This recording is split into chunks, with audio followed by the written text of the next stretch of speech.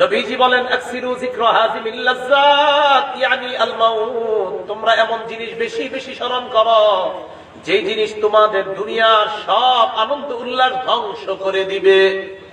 সেই জিনিসটা কি? রাসূল কয় মরণ। বলেন কি? রাসূল বলেন মরণ বেশি বেশি স্মরণ করো, মরণ তোমার আনন্দ উল্লাস সব শেষ করে দিবে, এটা বেশি বেশি স্মরণ করো।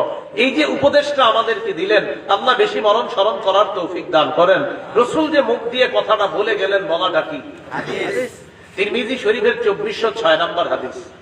এই হাদিসের বর্ণনাকারী উকবা ইবনে আমির রাদিয়াল্লাহু তাআলা আনহু তিনি বলেন, কুলতু ইয়া রাসূলুল্লাহ মান নাজাত, আমি আল্লাহ রাসূলের কাছে জানতে চাইলাম মুক্তির উপায় কি? নবীজি বললেন মুক্তির উপায় তিনটা। বলেন আল্লাহ রাসূল বললেন মুক্তির উপায় কয়টা?